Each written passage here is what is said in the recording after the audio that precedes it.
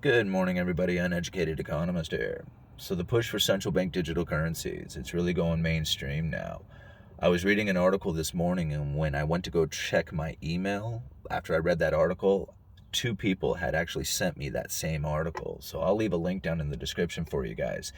The article was written by, I think her name was Sheila Bear, if I remember right.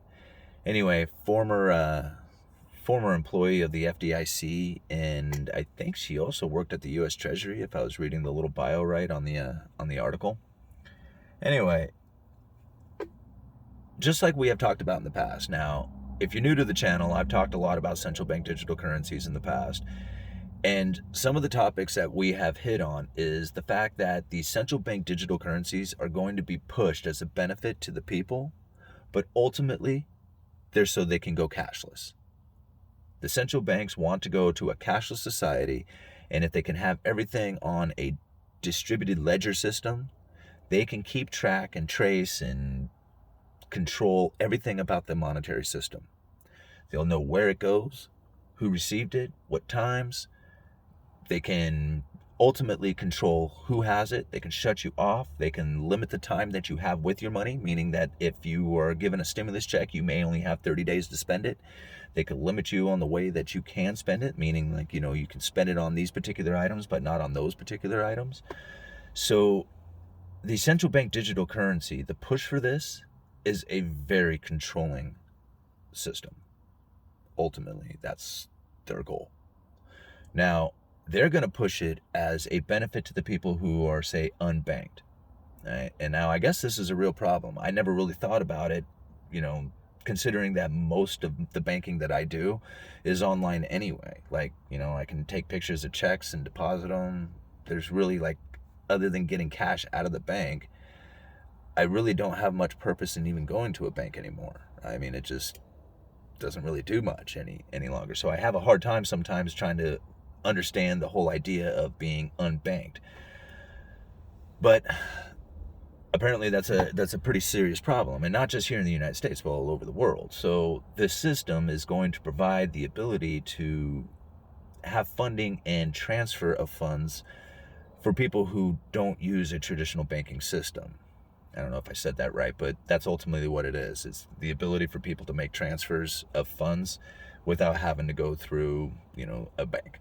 That's what it is. Anyhow, central bank digital currencies are really going to be pushed as far as that benefit to the people during crisis, because we learned from the stimulus packages being passed out here over the last year and a half that it is very cumbersome going through the Treasury, and that there's a lot of mistakes that are made. There's, delays. There's, a lot of issues that come up from using the Treasury Department to distribute the checks. So what the Federal Reserve would really like to do is to be able to deposit money directly into the people's wallets and bypass going through the Treasury. This is not technically legal for the Federal Reserve to do. So they're going to have to make some congressional law changes to the way the Federal Reserve is chartered to function. So the Federal Reserve, when they print money, they don't print money and just hand it out. They print money and lend it into the system. They lend that into the system by buying U.S. Treasuries and mortgage-backed securities. That's the quantitative easing program. There are a few other assets that they can buy, but those are the big ones that people talk about, the quantitative easing of U.S. Treasuries and mortgage-backed securities. So when they buy these, that's essentially a loan. You're loaning money to the government, or you're loaning your money into the real estate market when you buy mortgage-backed securities. So that's what the Federal Reserve, that's how they're injecting money. That's how they operate their monetary system right now. So when there comes time for a stimulus package, Congress has to pass the package. The Federal Reserve says, okay, we'll buy up these U.S. Treasuries so that you have the funding to pass out these, stimulus checks or whatever. What the Federal Reserve would much rather have is this central bank digital currency that they can inject money directly to the wallets. But since they have to in order to do that, they would have to circumvent the treasuries, which would make it illegal. What they would have to have is a treasury bond that they can purchase during a time of crisis that would like be automatic. So if the gross domestic product dropped to a particular level, or say unemployment rose to a particular level, these like, let's say, I don't even know what to call them, like crisis treasuries or crisis mode treasuries. I'm not even sure what to say, but like this particular event where there's an economic turmoil about ready to occur, whether it's unemployment rising or GDP falling, these treasuries become available for the Federal Reserve to buy. The Fed can just instantly purchase those by sending the money directly into the people's wallets. And then they would have those treasuries sitting on their balance sheet. That would ultimately be the easiest way for the Federal Reserve to issue out a digital currency.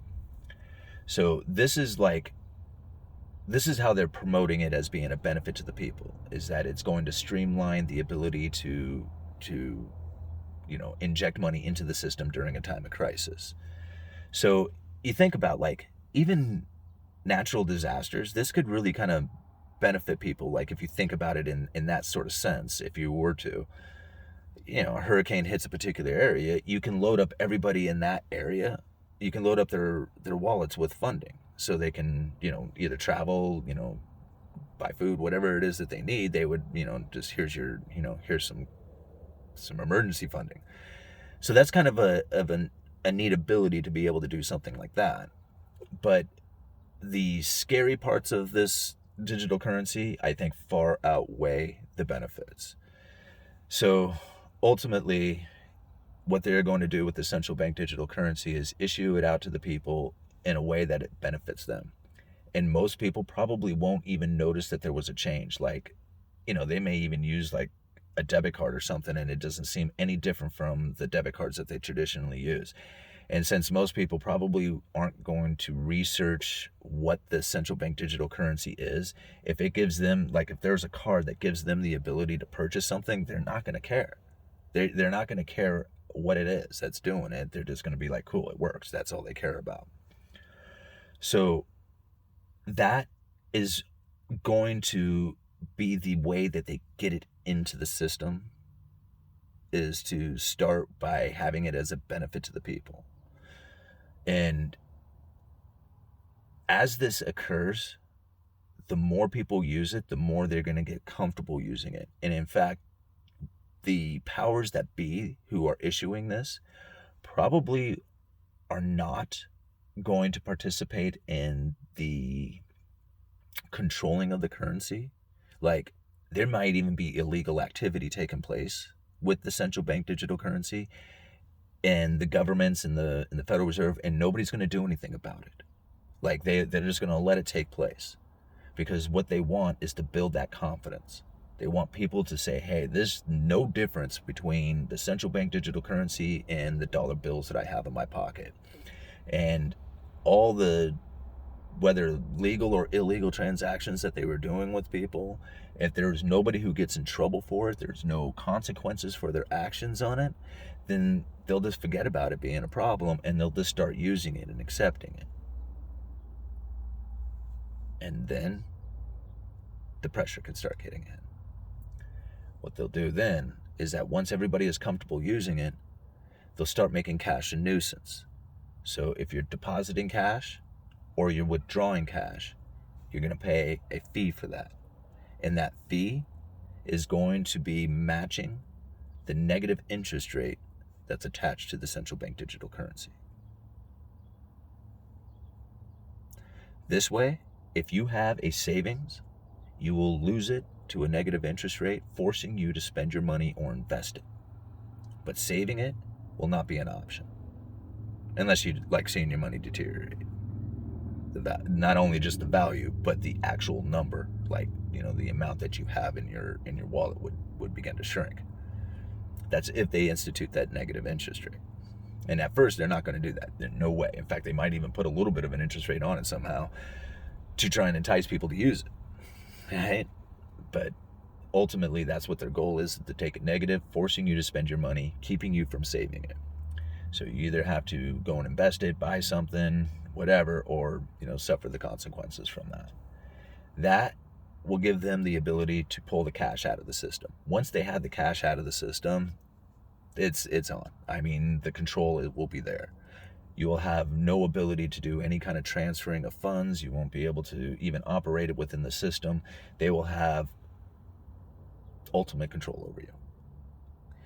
So this is one of the reasons why owning like silver and gold or Bitcoin or some of the other alternate coins that are out there are critical. These are things that are in your hand for the most part. I mean, I understand that Bitcoin can be turned off with, solar flares, whatever. I mean, yeah, the internet is required for Bitcoin.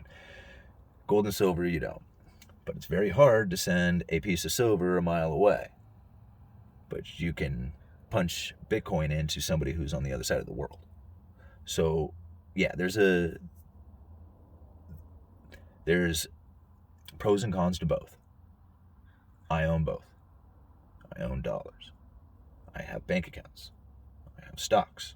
You got to be throughout the entire system. You got to have your fingers in all the different pies that are out there, because you don't know which one's going to work or which one's not. Now, I see it coming into the future. That's what I see is the central bank digital currencies. I see the removal of cash. I see like gold and silver probably being taxed so high that nobody will want to transact with it, because going down and selling it for your central bank digital currency will mean that you have to pay a heavy tax on it. So I see those type of things coming into the future. And I guess ultimately how this thing will eventually unwind is that it'll get to a point where either you are in debt or dependent upon the system. And you won't have any others. There won't be like a saver. There won't be like, somebody who can save up like, a ton of money throughout their life and then live off the savings. That won't occur. You'll either need to be dependent upon the system, indebted to the system, or the capitalist. I'm assuming the capitalist who is invested heavily into the system and getting paid from it. Because those are the directions that it's going. As far as being like just an independent person who is wealthy, like, I have like a bunch of money and I'm just going to live off the rest of my life with just my funding. Yeah, that's not going to happen, I don't believe. I think they're going to take that ability away from people and force you into the system, force you into dependency or indebtedness, one of the two. I wish I could like give you guys some like better ideas on where it is that you can go, or a place that you can feel safe with your investments. I don't know. I'm doing the best I can with what I got. I invest in gold, silver, and Bitcoin, cash. Those are I mean, they're not investments, they're savings. I don't invest. I mean, I tell people that all the time. They ask me what I invest in. I say I buy a little bit of stocks. That's what I invest in. I'm a saver. I try to save my money. And unfortunately, saving it right now is a very difficult idea, especially when it comes to cash, considering that so many people are talking about inflation and the loss of purchasing power. Now, I see buying opportunities coming into the future. Whether that's in the things that people would anticipate being like buying opportunities. A lot of people are going to suffer the consequences of not preparing themselves in a way that the cost of living just goes through the roof, like their food, their energy, stuff like that is going to get very expensive.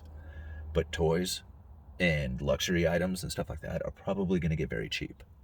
And that's going to be a major switch. People are not going to really understand what it is that's happening when that takes place, because everybody is so used to just the system of continually indebtedness and dropping of interest rates and continuing to expand and grow, and nobody ever thinks about the time that it comes where the debt comes due and it's time to start paying it off, where you have to start servicing that debt. Nobody thinks about that. They just think that you can just keep going on and on and on forever, just like kicking the can down the road. And successfully, they've done it quite a few times, but at some point, it's not going to work very well. And you can already see,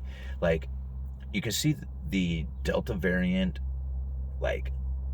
the elevation of awareness on it and the talking about it and the shutting down of the economy and wearing masks again and all the other crap that goes with it is coinciding perfectly with the economy. I mean, it's just like right now you see all the articles talking about housing market peaking out, how like home sales have dropped, significantly, how the prices are so overwhelming that people are just flat out giving up on looking for homes. That's probably pretty close to the height of the housing market. And like I said, it's coinciding perfectly with, this whole COVID issue rising up again. So if you think about it, the Federal Reserve, in order to have a functioning monetary policy, they have to have a good functioning mortgage market. And if that turns and we have a crash in the housing market, or we just have some serious upset taking place, it's going to be very difficult for them to issue out their monetary policy. Since their monetary policy was stimulating the economy by dropping interest rates and getting people to go out there and borrow money to buy houses and cars and go on vacation. Well, this effort is not nearly as effective as it was throughout the past years. This is where that central bank digital currency is really going to come into play. Because what they are going to try and do is produce a consumer. Instead of trying to produce producers who will then provide the employment for people to consume, they're just going to try and do something different and just give a bunch of money to the consumers and hope that consuming is going to be enough to promote the production of things. I'm guessing that's what their idea is. I don't see that working. I think it would work for a little bit of time, but eventually that'll just wear out, and you can, give the people $2,000 a month or $20,000 a month or $200,000 a month, and it still won't buy them the things that they need in order to live. You have to produce in order to consume. That's just all there is to it. Produce and serve, and then you can consume. You can't consume and expect there to be producers and servers out there for all these consumers. I just don't see it working that way. Maybe I'm wrong, but I don't know. I mean, I just try to think of it simply, You have to go and work, earn money before you can buy something. It's not that hard of a concept, right? All right, I got to go to work. Uneducated Economist, you guys let me know.